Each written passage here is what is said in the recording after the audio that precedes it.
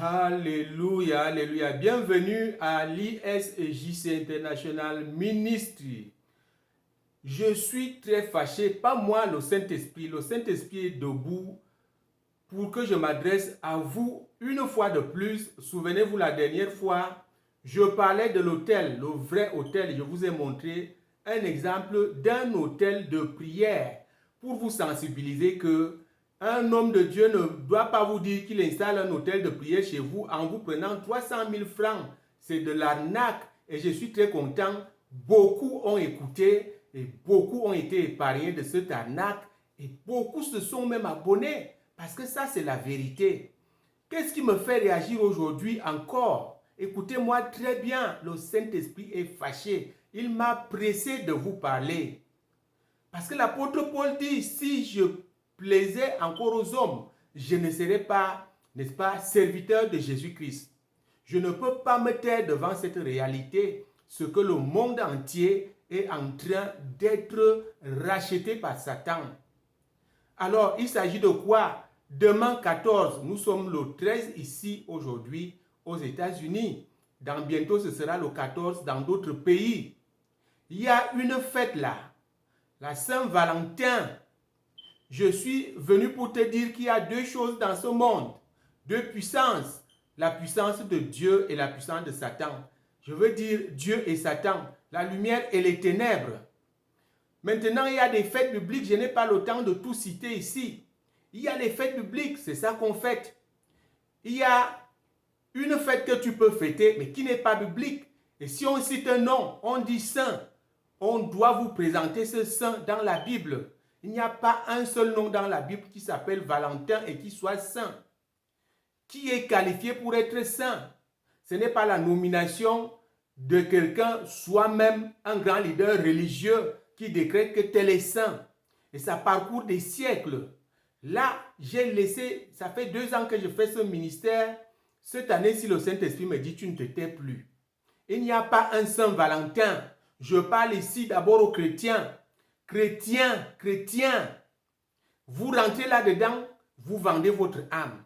C'est l'initiation, c'est les envoûtements, c'est un gros démon. La Bible dit que tout ce qui n'est pas, n'est-ce pas, fruit d'une conviction est un péché.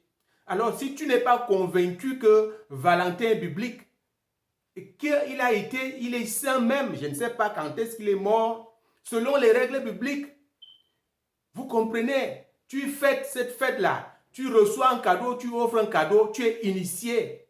Ce gros démon va détruire ton foyer. Toi, chrétien, je te parle, tes enfants et tout le monde. Le démon là, le démon Valentin, c'est un démon qui amène la division dans les foyers, l'esprit d'impudicité et la fornication. Parce que si ton cadeau que tu offres à ta femme, là, toi chrétien, ce n'est pas un cadeau qui est d'une grande valeur, Valentin est là. Il est là dehors pour amener quelqu'un d'autre qui offre quelque chose. Et ta femme va l'orienter dehors et tu vas la voir demain avec autre chose. Elle va mentir en disant, ce que tu m'as donné là, je n'ai pas aimé, je suis allé acheter moi-même ce que tu vois là. C'est Valentin, c'est un démon qui cause les divorces. Les divorces dans des couples chrétiens bien installés, les mariages selon Dieu. Ne mettez pas votre main dedans. Je vais vous dire, pour que vous compreniez, que vous ayez la conviction de ce que je suis en train de vous dire. Qui est présumé être saint? La Bible est claire. La Bible est claire. Nous lisons à partir de l'évangile de Luc. Nous allons lire l'évangile de Luc ici. À partir, n'est-ce pas, du verset 20, à partir du verset, attendez, l'évangile de Luc, donc à partir du verset 27. Et il répondra, je vous dis, je ne sais d'où vous êtes. Retirez-vous de moi, vous tous ouvriers d'iniquité. Vous comprenez? Et par la suite, nous pouvons lire la suite. Et il répondit, non, attendez, je trouve précisément l'endroit donc qui énumère les présumés saints. Je vais vous donner 3 catégories, ça ne doit pas être long. Bon, maintenant, c'est là qu'il y aura des pleurs et des grincements dedans. Le verset 28. Quand vous verrez Abraham, Isaac et Jacob et tous les prophètes dans le royaume de Dieu et que vous serez jetés dehors. Donc voilà le premier groupe des gens qui sont donc déjà même saints.